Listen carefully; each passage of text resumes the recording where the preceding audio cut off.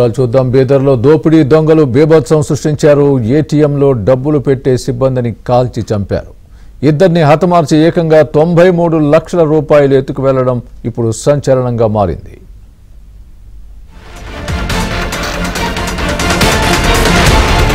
కర్ణాటకలోని బీదర్లో పట్టపగలు దొంగలు రెచ్చిపోయారు. బీదర్ కోర్టు దగ్గర శివాజీ నగర్లో ఉన్న ఓ ఏటీఎంలో నగదు జమ చేస్తుండగా దుండగులు భారీ దోపిడీ చేశారు.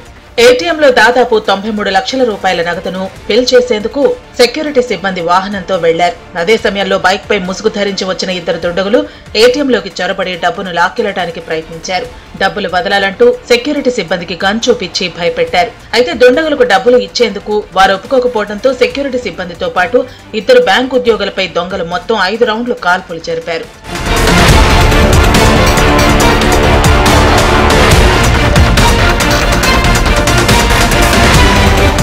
దొంగల కాల్పుల్లో ఏటీఎంలో డబ్బులు డిపాజిట్ చేసే గిరి వెంకటేష్ అనే ఏజెన్సీ ఉద్యోగి అక్కడికక్కడే మృతి చెందగా తీవ్రంగా గాయపడిన శివకుమార్ అనే వ్యక్తి ఆసుపత్రిలో చికిత్స పొందుతూ మరణించాడు.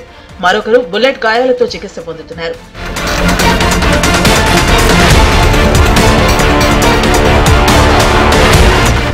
ఏటీఎం దోపిడీ ఘటన కర్ణాటకలో తీవ్ర చర్చనీయాంశంగా మారింది.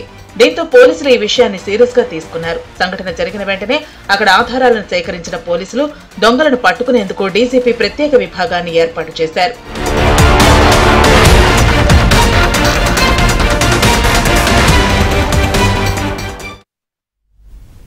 హైదరాబాద్ అఫ్జల్గంజ్లో కాల్పులు కలకలం రేపాయి. ఉదయం కర్ణాటక బీదర్లో ఏటీఎంలో డబ్బు నింపే సిబ్బందిపై కాల్పులు జరిపిన ఇద్దరు దుండగులు 93 లక్షల రూపాయలతో బైక్పై తప్పించుకున్నారు. వీరిద్దరూ హైదరాబాద్కు వచ్చి అఫ్జల్గంజ్లోని రోషన్ ట్రావెల్స్లో 2 టికెట్లు బుక్ చేసుకున్నారు. వీరిద్దరూ బస్సు ఎక్కుతూ ఉండగా లగేజీ చెకింగ్ చేసే సమయంలో బ్యాగ్లో భారీగా డబ్బు కనిపించడంతో మేనేజర్ అనుమానం వ్యక్తం చేశాడు. ఇంత డబ్బు ఎక్కడిది అని మేనేజర్ జహంగీర్ అడగడంతో అతనిపై కాల్పులు జరిపి అక్కడి నుంచి పారిపోయారు. ఈ కాల్పుల్లో జహంగీర్కు 2 చోట్ల బుల్లెట్ల గాయాలయ్యాయి.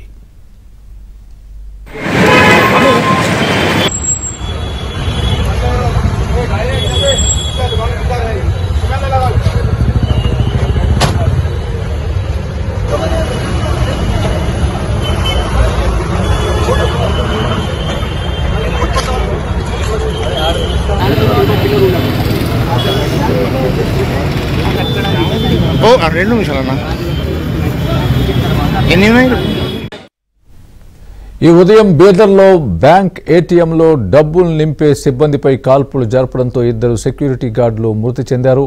అక్కడి నుంచి 93 లక్షలు దోచుకుని హైదరాబాద్కు వచ్చారు ఈ దుండగులు.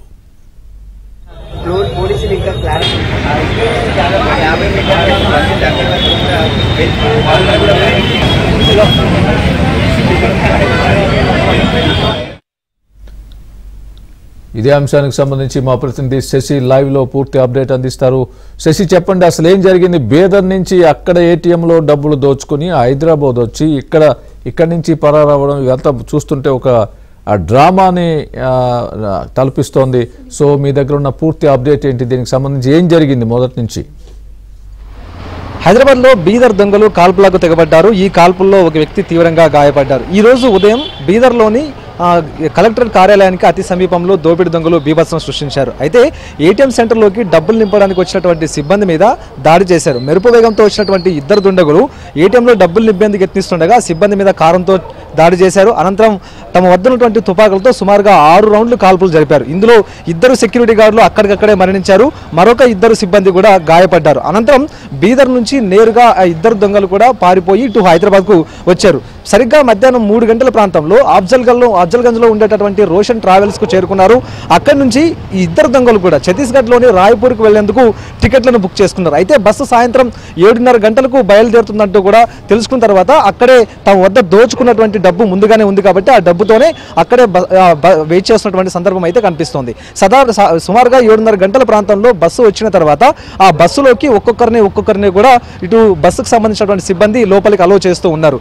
ఇదే సమయంలో ప్రస్తుతం ఇప్పుడు హైదరాబాద్కు సంబంధించినటువంటి నార్కోటిక్ సిబ్బంది కావచ్చు, లేకపోతే పోలీసులు కావచ్చు, ఖచ్చితంగా ప్రతి ఒక్క బస్సును చెక్ చేయాలంటూ కూడా చెప్తూ ఉంటారు. ఎందుకంటే గంజాయి ఇతర ప్రాంతాల నుంచి అనుమానాస్పద వస్తువులు తీసుకొస్తుంటారు కాబట్టి, గంజాయి లాంటి మత్తు పదార్థాలు కూడా తీసుకొస్తుంటారు కాబట్టి చెక్ చేయాలంటూ కూడా చెప్తూ ఉంటారు. సో ఇదే నేపథ్యం నేపథ్యంలో ట్రావెల్స్ సిబ్బంది కూడా ట్రావెల్స్ సంబంధించినటువంటి టికెట్ మేనేజర్ జహాంగీర్ ఆ బస్సులో ఉండేటటువంటి ప్రయాణికులకు సంబంధించినటువంటి బ్యాగులు తనిఖీ చేస్తూ ఉన్నాడు.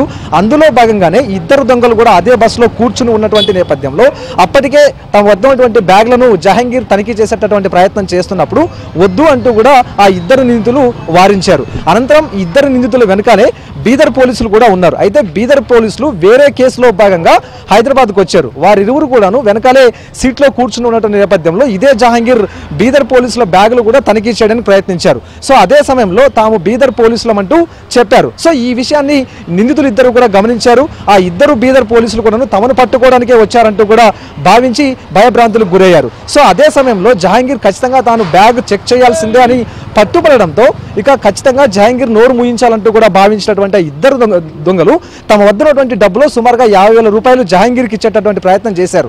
ఈ 50,000 రూపాయలు తీసుకుని తమ బ్యాగ్ చెక్ చేయవద్దు, ఇక్కడితో వదిలేయాలి అంటూ కూడా జహాంగీర్తో బేరసారాలకు దిగారు.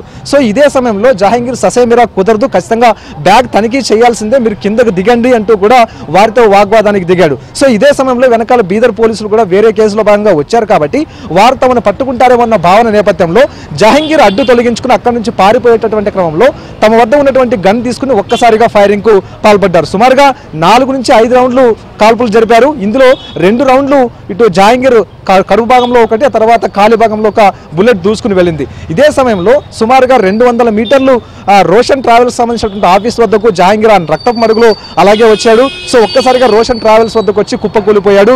జరిగిన విషయాన్ని రోషన్ ట్రావెల్స్ సిబ్బందికి తర్వాత యాజమాన్యానికి తెలియజేశాడు. అనంతరం దొంగలు అక్కడి నుంచి కాల్పులు జరిపిన తర్వాత తమ వద్ద ఉన్నటువంటి 93 లక్షల బ్యాగ్తో అక్కడి నుంచి పరారైపోయారు. సో వెంటనే కాల్పులకు సంబంధించినటువంటి ఇష్యూ తెలుసుకున్న తర్వాత అఫ్జల్గంజ్ పోలీసులు వెంటనే ఘటనాస్థలికి చేరుకున్నారు. ఆ ఇద్దరు దొంగలు అప్పటికే పారిపోయారు కాబట్టి వారి కోసం వేట కొనసాగించారు. అయితే అప్పటికే తీవ్రంగా గాయపడినటువంటి జహాంగీర్ను ఉస్మానియా ఆసుపత్రికి తరలించారు. ప్రస్తుతం అతని కడుపు భాగంలో ఉన్నటువంటి బుల్లెట్ను తొలగించారు. ఆ తర్వాత కాలి భాగంలో ఉండేటటువంటి బుల్లెట్ను కూడా తొలగించారు. అతని ఆరోగ్య పరిస్థితి నిలకడగా ఉందంటూ ఇప్పటికే ఉస్మానియా ఆసుపత్రి వర్గాలు చెప్తూ ఉన్నాయి. సో మొత్తానికి ఉదయం బీదర్లో దోపిడీకి పాల్పడినటువంటి దొంగలు సినీ ఫకీల దోపిడీకి పాల్పడ్డారు. సుమారు ఇక ఏటీఎంలోకి డబ్బులు నింపేటటువంటి క్రమంలో లోపలికి వెళ్తున్నటువంటి సిబ్బందిని అడ్డుకుని వారి మీద కారం చెల్లి ఆ తర్వాత తుపాకులతో దాడి చేసి 93 లక్షలను తీసుకుని హైదరాబాద్ వచ్చారు. సో ఇక్కడ నుంచి ఛత్తీస్గఢ్లోని రాయ్పూర్ వెళ్ళడానికి ప్రయత్నాలు కొనసాగిస్తున్నటువంటి సమయంలోనే ఈ మొత్తం కాల్పుల తతంగం కొనసాగిందంటూ చెప్పుకోవచ్చు. అయితే ఘటనా స్థలికి ఇప్పటికే క్లూస్ టీమ్ చేరుకుంది. ప్రధానంగా ఇప్పటికే ఆ బుల్లెట్కు సంబంధించినటువంటి పిల్లర్స్ కూడా ఇప్పటికే స్వాధీనం చేసుకున్నట్టుగా తెలుస్తోంది. మరోవైపు జహాంగీర్కి సంబంధించినటువంటి ఆరోగ్య పరిస్థితి కూడా ఇప్పుడు నిలకడగా ఉంది. మరోవైపు రోషన్ ట్రావెల్స్ కు సంబంధించినటువంటి సిబ్బంది నుంచి కూడా ఇప్పుడు స్టేట్మెంట్ రికార్డ్ చేస్తున్నారు. అసలు ఏం జరిగింది, అసలు ఎప్పుడు వచ్చారు, ఎక్కడికి వెళ్ళాలంటూ కూడా వాళ్ళు టికెట్స్ బుక్ చేసుకున్నారు అన్న అంశాల గురించి కూడా వారి దగ్గర నుంచి కూడా ఇప్పటికీ సమాచారాన్ని సేకరిస్తూ ఉన్నారు. అలాగే ఫింగర్ ప్రింట్స్ కూడా ఇప్పటికే ఘటనాస్థలికి చేరుకుని వివరాలు సేకరిస్తుంది. క్లూస్ టీమ్ కూడా ఘటనాస్థలికి చేరుకుని వివరాలు సేకరిస్తూ ఉంది. ఒకవైపు బీదర్ పోలీసులతో పాటు ఇప్పుడు అఫ్జల్గంజ్ పోలీసులు కూడా అలర్ట్ అయ్యారు. దొంగల కోసం వేటను కొనసాగించారు. ప్రధానంగా ఎప్పుడైతే కాల్పులు తెగబడ్డారో కాల్పులు తెగబట్టిన వెంటనే ఆ డబ్బుతో పాటు అక్కడి నుంచి పరారయ్యాయి కాబట్టి ఏ మార్గాల్లో ఈ దొంగలు వెళ్లారు అన్న అంశాల గురించి చుట్టుపక్కల ఉండే సీసీటీవీ ఫుటేజ్లను కూడా ఇప్పటికే పరిశీలించే ప్రయత్నం చేస్తున్నారు. ప్రత్యేకంగా టీంను కూడా ఏర్పాటు చేసి ఈ దోపిడీ దొంగలను పట్టుకోవడానికి ప్రయత్నాలు కొనసాగిస్తున్నారు. Swami right, thanks for the update Shashi.